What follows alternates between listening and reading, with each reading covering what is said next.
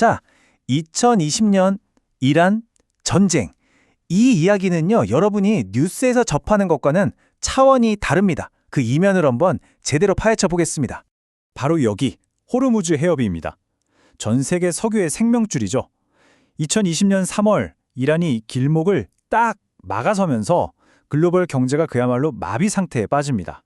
숫자가 보이시죠? 2천만. 이게 하루에 이 해협을 지나는 석유의 양입니다. 이 어마어마한 양이 하루아침에 시장에서 그냥 증발해버린 거예요.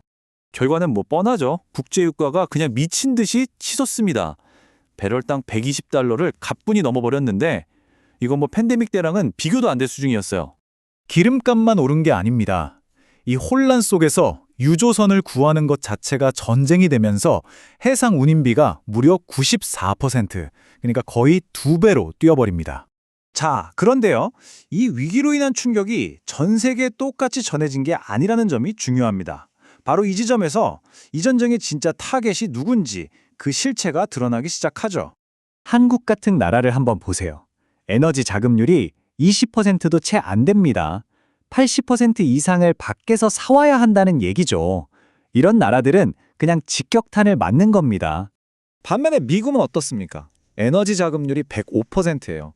쓰고도 남아서 밖으로 내다 파는 나라라는 거죠. 이 차이가 어마어마한 결과를 낳습니다. 그래서 이런 말이 나오는 겁니다. 호르무즈 해협이 막히는 건 그냥 기름값이 오르는 수준이 아니라 한국의 주력 수출 산업, 바로 반도체 공장의 심장을 꽉 쥐는 것과 같다는 거죠. 이건 생존의 문제입니다. 그 파급 효과는 정말 상상을 초월합니다. 당장 반도체 공장 돌릴 LNG가 부족해지죠. 석유화학 제품 가격이 뛰니까 플라스틱부터 포장재까지 안 오르는 게 없고요.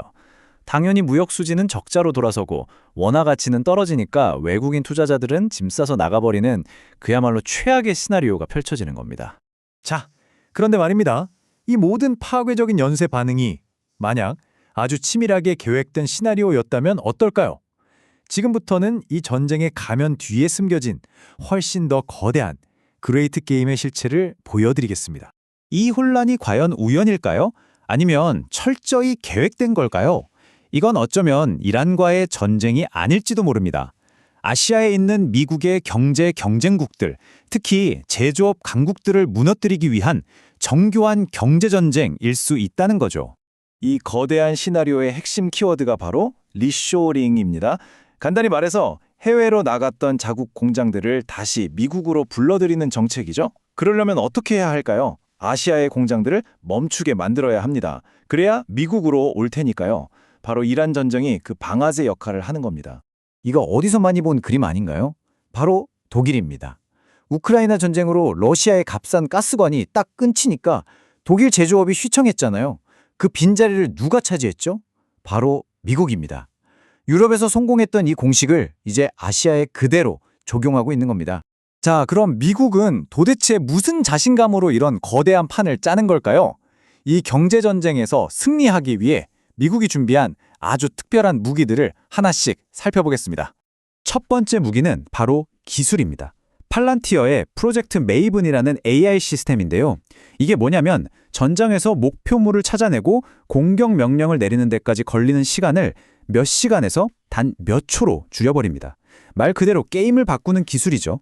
이걸로 전쟁을 아주 정밀하게 또 효율적으로 통제하는 겁니다. 두 번째는 지정학적 카드, 바로 페트로라인입니다. 이게 사우디에 있는 1200km짜리 거대한 송유관인데요. 핵심은 호르무즈 해협을 거치지 않고도 석유를 수출할 수 있다는 겁니다. 즉, 미국은 이란이 해협을 막아도 자기 편은 빠져나갈 플랜 B를 이미 손에 쥐고 있었던 거죠. 마지막 무기는 금융입니다. 전쟁 같은 위기가 터지면 전 세계의 돈이 어디로 몰릴까요? 당연히 가장 안전한 자산, 미국 달러로 쏠립니다. 이때 스테이블 코인이라는 디지털 달러가 엄청난 역할을 합니다. 전 세계에서 달러를 찾는 수요를 이 디지털 화폐가 흡수해주면서 미국 정부가 돈을 엄청나게 풀어도 인플레이션이 일어나지 않게 막아주는 일종의 디지털 전쟁 채권 역할을 톡톡히 하는 거죠. 이 모든 전략의 결과가 바로 이 경제 데이터에 그대로 나타납니다. 보세요. 유럽과 아시아 경제는 성장률이 둔화되거나 침체 국면으로 빠져드는데 미국만은 견조한 성장을 이어갑니다. 이게 과연 우연일까요? 자, 그럼 이 무서운 지정학적 체스 게임에서 대한민국은 우리는 과연 어떻게 살아남아야 할까요? 여기서 핵심은 이겁니다.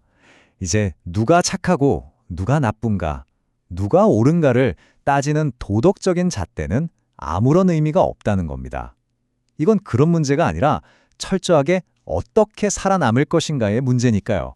살아남기 위한 길은 명확합니다. 첫째, 지금 당장 중동의 편중된 공급망을 다른 곳으로 다변화해야 합니다. 둘째, 대체 에너지 개발 속도를 올리고 비축률을 늘리는 등 에너지 안보를 철저히 다져야 합니다. 그리고 마지막, 가장 중요한 건데요. 눈앞의 뉴스 헤드라인만 보지 말고 그 뒤에서 세상을 움직이는 돈과 권력의 진짜 흐름을 읽어내는 것, 바로 전략적인 분석이 필요합니다. 결론적으로 이 새로운 그레이트 게임에서 진짜 전쟁터는 이란 땅이 아닙니다. 바로 우리 경제를 움직이는 이 글로벌 공급망 그 자체입니다. 게임의 룰이 완전히 바뀌었고 이제 경제 안보가 곧 국가 안보인 시대가 된 겁니다. 그래서 마지막으로 여러분께 질문을 던지고 싶습니다. 이런 경제전쟁의 시대에 과연 우리에게 더 중요한 것은 강력한 군사 동맹일까요? 아니면 누구도 흔들 수 없는 강력한 공급망일까요?